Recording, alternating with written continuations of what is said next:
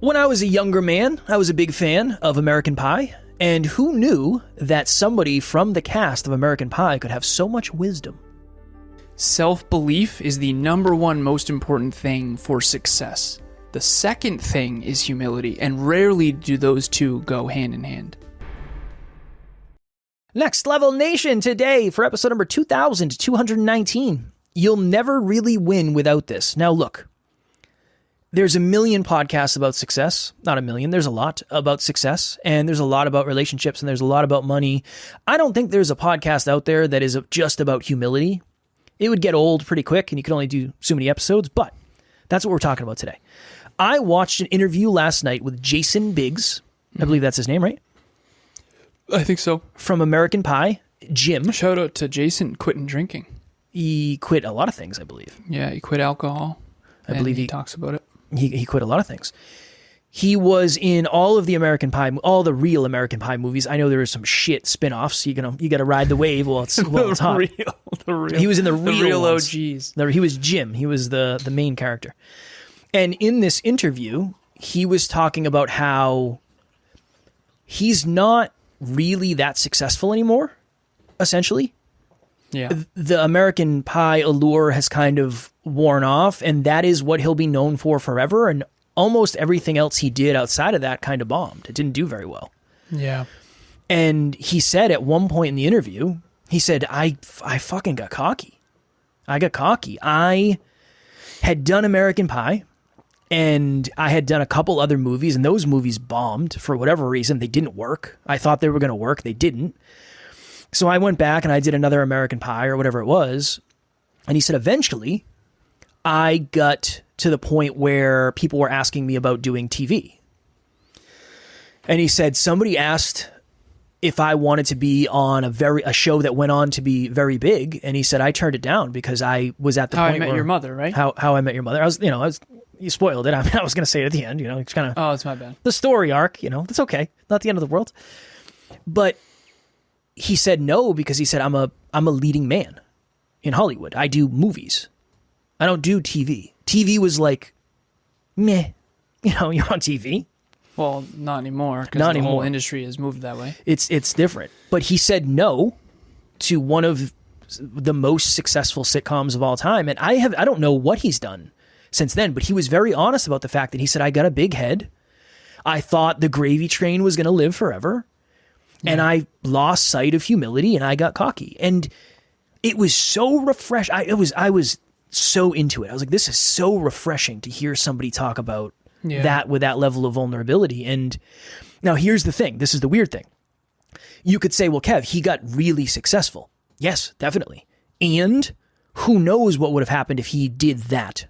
And he was humble enough to say, well, where I thought I was going is not where I ended up. Let me take one of these off-ramps to something that is still success and be humble enough to take the opportunity I have in front of me. So I want to do an episode on it. Who's the dude who played Stifler in that? Sean William Scott. He apparently, and among the investor community, business owner community, he is an anomaly. He invested from the very get. Really? He's been an investor from the get. He does very well. Yeah, because he had a couple big ones, The Rundown. Like, he did better after American Pie, but not crazy. Nothing crazy. Yeah. And the other thing, too, and again, I went out to LA for a time. I studied show business. I've studied film my entire life. I also researched this recently. So James Cameron's first successful movie as a director, he was 41. 1984, the first Terminator. That was the first one. So he was 41 when he made it, quote unquote. Isn't that crazy? That is crazy. Jason Biggs 69 now. Said this in the interview. He was like, there were so many people who were like, oh my goodness, you did American Pie. You're an overnight success. It happened overnight. And he's like, I've been acting since 1989. I don't know how old he is. Yeah. But I don't know when the first American Pie came out. 88, so. Yeah, I don't know how old he is, but he said, I've been doing this since 1989. So he's... I need to look up how old he is. He's probably 52, maybe 48. He's that old? 48. Yeah, 48, 46. He was born in 78. Yeah. So he's, what is he? 10 years older than you. Yeah, so he's 46. I and again, careers, I try to study people's careers, and usually, not always, but usually you really start to crush it in your 40s, 50s, and 60s. Oprah's 71. Like, again, anyone who is at the top of any industry, I tended to kind of look up their stuff. But Sean William Scott, back to my point, wasn't cocky. And it's ironic because he plays the most cocky character of all time. Stifler is the most cocky character ever. But he was very humble in investing his money. And in show business too, by the way, these actors and actresses don't make as much as you think. Some of them do. Some of them are like crazy. Like Robert Downey Jr., 60 million for one movie. It's like, that's a third of the fucking budget. But that's not normal. That's weird anomaly stuff. And again, where you really build wealth is investing. And so Sean William Scott from when did American Pie come out? 98? I will tell you right now.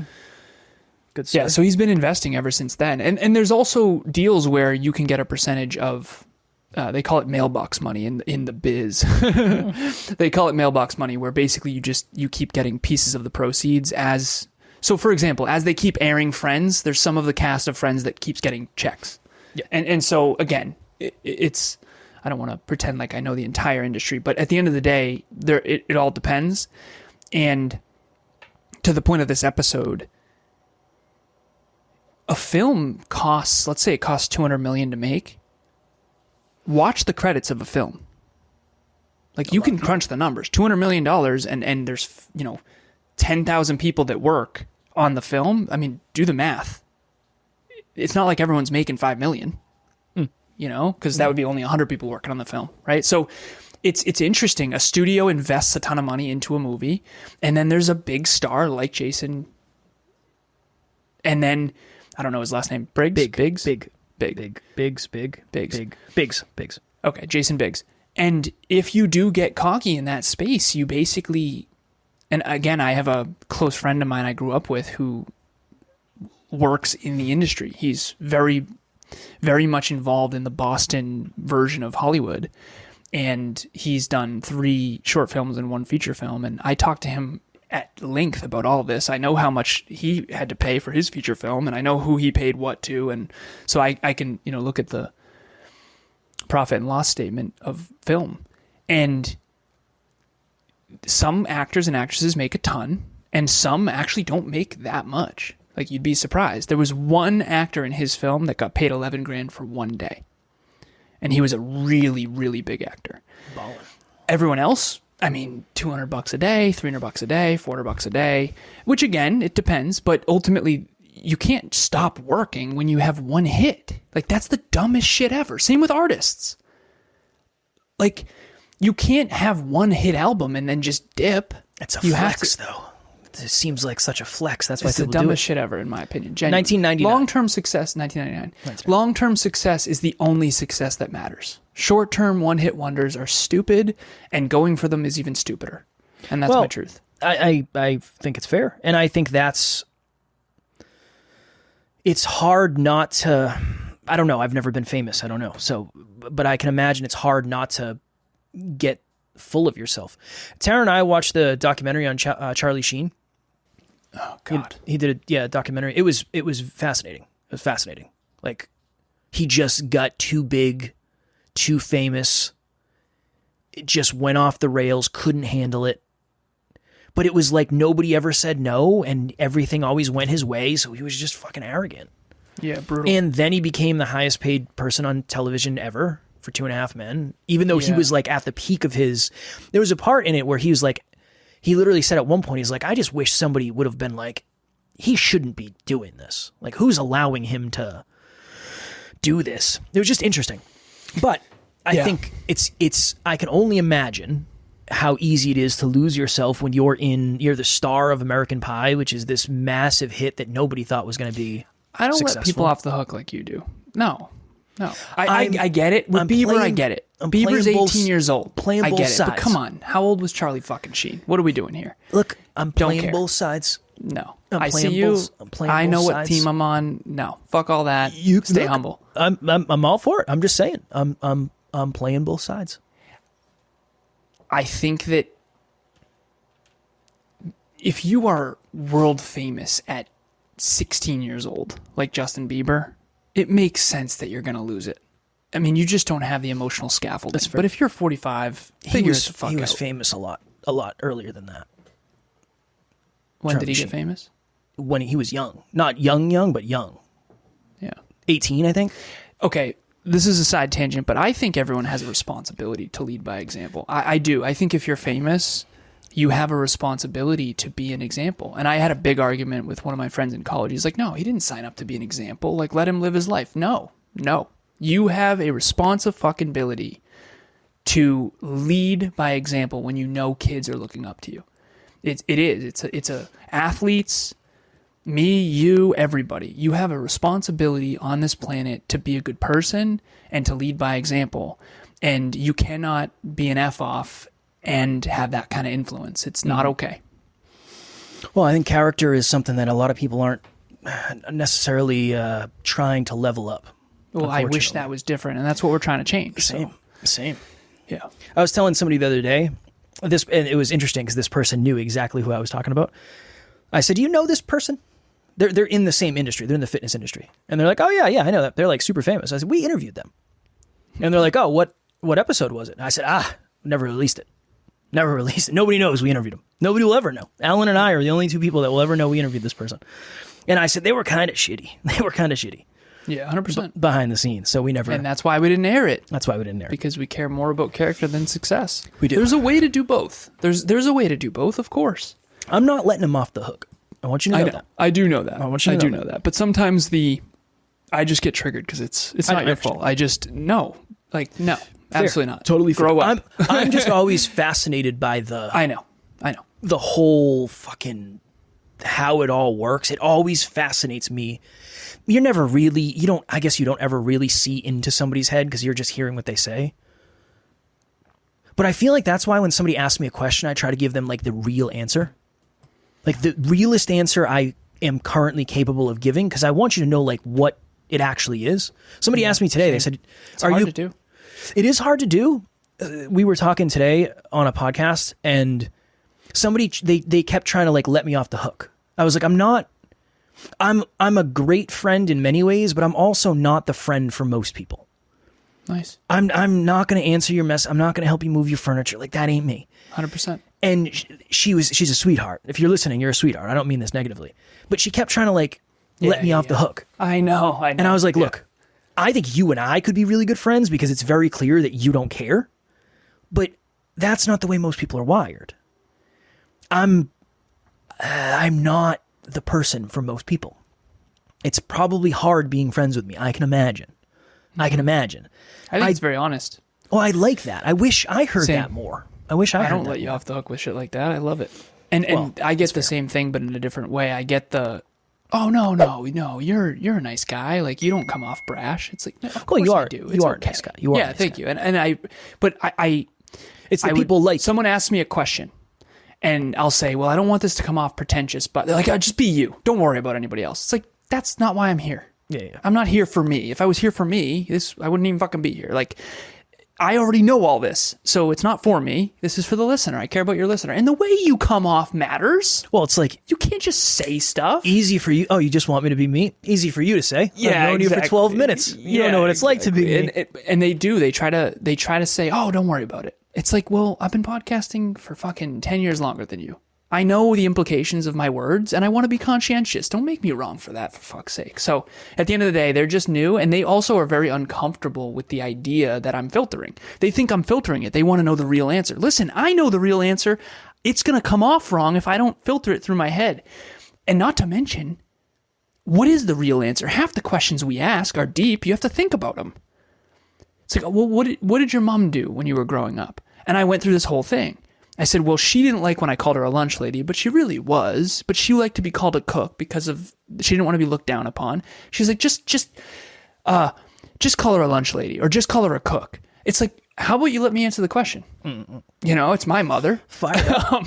We got fired up in this episode. Of course, man, because there's so much that goes into this, dude, that, and again, it's not like by any means we're famous or anything. That's not what I'm trying to say. It's just... Everybody has a fucking opinion about how you should answer questions. And if you just actually, I would love to see you answer the same question. How's your mom? What did she do when she grew up? Like, it's just, you know, those interviews where you're kind of, they're digging deeper than what's reasonable. But you, as someone who's hyper-conscious and actually wants to add value, you really do want to answer them. But there's a part of you that's like, this is kind of inappropriate. You know, it's like, well, why did you take your stepdad's last name? It's like, all right, take it fucking easy. You get that way more than I do, though. But dude, that's because I trigger people. I know. But that's what I'm saying is people don't ask me that. I don't get those questions. The person today was literally like, would you mind, are you open to digging a little deeper? Yeah, that ain't it for me. I didn't even let her finish. For me, they just presuppose that, and I know, I triggered her insecurity. She was trying to add value. It is what it is. And I hung in there. But every now and then you do, on the microphones, you get, it's like, are we here to talk about success and personal development, or are you trying to get me to reevaluate my existence on this show, right? All right, we got to go. We got to go because you have a coaching call in 1 minute. Fair. What's your wrap-up? 10-second wrap-up. Even that, what we just talked about right there, was all about lack of humility from a host's end. It's how do you operate with a ton of self-belief, but also conscientiousness about your actions, what you say, think, do, feel, and believe have implications.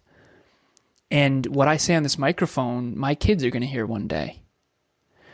And I want to operate to the best of my ability within the scope of who I aspire to be and who I aspire to be perceived as. And if you don't like that, don't have me on the show. And so humility and self-belief are very important to go hand in hand. And quite frankly, they're very hard to do both simultaneously. That needs to be a constant focus. I think humility is a master skill, and it's one that nobody talks about because it's unsexy, it's behind the scenes, and it doesn't really look like anything. If anything, I think at times it looks like weakness. Yeah, agreed. It's misconstrued as weakness. I think it's a master strength.